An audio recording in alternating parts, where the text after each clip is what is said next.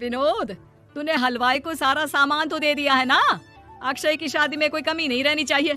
आखिर सबसे छोटा भाई है तुम सबका। हाँ माँ, आप चिंता मत करो, मैं पूरा ध्यान रखूंगा। मंगल बेटा, तूने तो कहा था कि फूल का ऑर्डर दे दिया है, यहाँ तो फूल पहुँचे ही नहीं। अब क्या बहू की विदाई के बाद फूल आएंगे?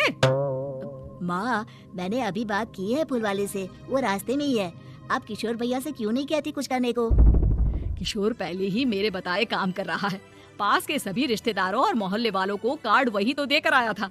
रिसेप्शन के लिए हॉल भी उसी ने बुक किया था। टेंट कुर्सी वालों को भी तो वही देख रहा है। पर कई मोहल्ले वाले तो हमारे भरे पूरे परिवार से जलते भी है, उन्हें बुलाने की क्या जरूरत थी? बेटा, शादी ब्याह में तो बुलाना ही पड़ता है, नहीं तो लोग क्या कहेंगे। दादी दादी देखो ना, हलवाई अंकल हमें लड्डू नहीं दे रहे, आप इनको डांटो ना। अरे चैन सुख दे देना बच्चों को लड्डू, क्यों तंग कर रहा है इन्हें? बीबी जी, मैं कहाँ मना कर रहा हूँ, लेकिन लड्डू बनते ही ये बच्चे उठा उठा कर खा लेते हैं। अरे मैं तो इन्हें थाल में रख के परोस भी नहीं पा रहा। भागो, अब कोल्ड ड्रिंक पीने चलते हैं। भागो भागो, अब कोल्ड ड्रिंक पीने चलते हैं। जैसे कि आप देख रहे हैं, आज इस घर के सबसे छोटे बेटे अक्षय की शादी है। घर में बहुत चहल पहल है। कुलभूषण की बीवी कमला को फुर्सत ही नहीं है कामों से, लेकिन कुलभूषण और घर के बाकी लोग कहाँ हैं? आइए देखते हैं। अजी, आप यहाँ आराम से बैठकर गाने सुन रहे हो और घर में अभी तक इतने काम बचे हैं करने को। अरे भाई, मेरे सबसे छोटे बेटे की शादी है, इसके बाद तो मैं अब चिंता मुक्त हो ही जाऊंगा। और फिर घर में तुम हो, बेटे बहुएं हैं, तुम लोगों के होते हुए मैं क्यों काम करूं? मैं तो शान से बेटे की शादी में जाऊंगा तैयार होकर। अरे ठीक है, अब आप आराम ही कीजिए। एक बार अभिषेक की बीवी आ जाए, फिर मैं भी आराम करूंगी और मेरी चारों बहुएं पूरे घर की जिम्मेदारियां संभाल लेगी। इतना कहकर कमला वापस अपने काम में लग जाती है।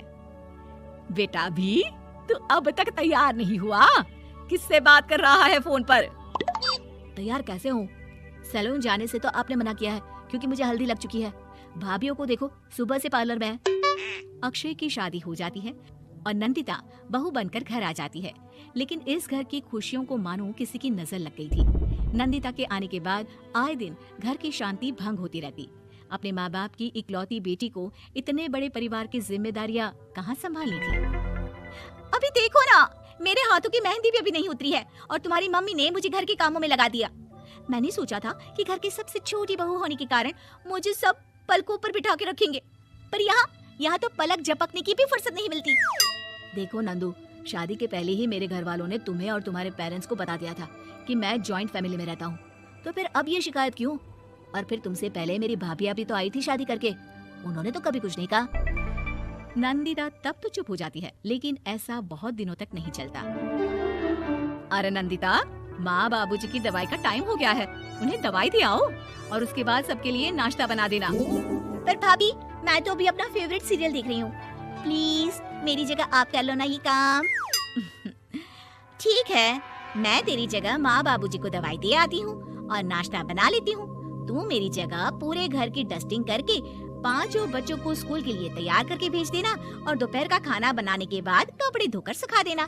उसके बाद हम दोनों मिलकर बाजार जाकर सब्जी ले आएंगे, फिर डिनर की तैयारी कर लेंगे और उसके बाद बस बस भाभी, मैं माँ बाबूजी को दवाई देकर सबके लिए नाश्ता बना देती हूँ। हे भगवान, ये कहाँ लाकर फंसा दिया मुझे। मेरे घर में तो गिनती की 8 रोटियाँ और 2 सब्जी बनती थी और नाश्ता निपट जाता था। यहाँ तो रोटियों का ढेर और सब्जियाँ बड़े बड़े पतीलों में बनानी पड़ती है। नाश्ता बनते बनते लंच का टाइम हो जाता है और लंच बनते बनते डिनर का। अभी मुझ में तुम्हारे पूरे परिवार का नखरा उठाने की और ताकत नहीं बची। मैं ऐसे नहीं रह सकती। अरे तो क्या चाहती हो तुम? मुझे अलग रहना है बस। तो ठीक है, हम कल ही शिफ्ट हो जाएंगे किराए के घर में। इतना बड़ा घर होते हुए हम किराए पे क्यों रहेंगे? ना जी ना, घर में ही दीवार खड़ी करो अपने हिस्से के आगे। घर के साथ साथ घर की खुशियों में भी दीवार खींच जाती है। ऐसे ही कई महीने बीत जाते हैं और नंदिता माँ बन जाती है। बच्चे के आने से अभिषेक के कंधों पर खर्चों का बोझ आ पड़ता है। अभिषेक का बोझ कम करने के लिए नंदिता भी पार्ट टाइम जॉब कर लेती है, लेकिन इससे उसके सर पर नौकरी, घर और बच्चे की जिम्मेदारी बढ़ जाती है। नंदिता, ये क्या है? तुमने घर भी ठीक से साफ नहीं किया। ना ही मेरे कपड़े धुले हैं। चिंटू के बाल भी कटवाने जाना था, देखो उसके बाल कितने बढ़ गए हैं। अरे करती क्या हो पूरा दिन तुम? मैं करती क्या हूँ? तुम्हारा नाश्ता और लंच बनाने के बाद चिंटू को डे केयर सेंटर पर छोड़ कर आती हूँ, फिर खुद ऑफिस जाती हूँ। पूरा दिन काम करके आने के बाद बिना आराम किए बाजार से सब्जियाँ लेकर आती हूँ, घर आकर खाना बनाती हूँ, चिंटू को देखती हूँ, और क्या करूँ मैं? तो किसने कहा था अपने सर पर इतने काम लेने को? मत जाओ ऑफिस। ऑफिस जाए बिना घर के खर्चे कहाँ से पूरे होंगे? चिंटू की डे केयर का खर्च, उसके लिए बेबी फूड का खर्च, प्रेस वाले का खर्च, ये सब तुम्हारी सैलरी से होता नहीं है। अगर परिवार से अलग नहीं होती तो इतनी मुसीबतें नहीं उठानी पड़ती तुम्हें। तुम्हें परिवार के साथ मिलकर काम करने में दिक्कत थी, लेकिन काम तो अभी बहुत है तुम्हारे सर पर। चिंटू को भी डे केयर भेजने की जरूरत नहीं पड़ती। उसको गोद में खिलाने के लिए दादा दादी और घर के सभी बड़े होते। उसके साथ खेलने के लिए उसके भाई बहन भी होते। मेरे तीनों बड़े भाइयों के बच्चे भी बड़े हुए हैं, लेकिन बिना महंगा बेबी फूड खाए, क्योंकि मेरी माँ और भाभियाँ बहुत अच्छे से जानती है कि बच्चे को क्या खिलाना चाहिए। बिजली के बिल जैसे खर्चे भी सब मिलकर बांट लेते थे। लेकिन तुम्हें तो सबसे अलग रहने में ही मजा आता है, तो अब शिकायत क्यों करती हो? बस करो अभिषेक, बस करो। मैं मानती हूँ कि मैं गलत थी। मेरे एक गलत फैसले ने हमें बिल्कुल अकेला कर दिया है सबसे। एक घर में होते हुए भी हम बाकी परिवार से अजनबियों की तरह रह रहे हैं। अभिषेक और नंदिता की सारी बातें घर के बाकी लोगों को सुनाई दे रही थी। तभी कमला बोल पड़ती है। अरे नंदिता बहू, किसने कहा कि तुम अकेले हो? तुम्हारा इतना भरा पूरा परिवार है ना तुम्हारे साथ। हम तो बस ये चाहते थे कि तुम अपनी गलती समझ जाओ।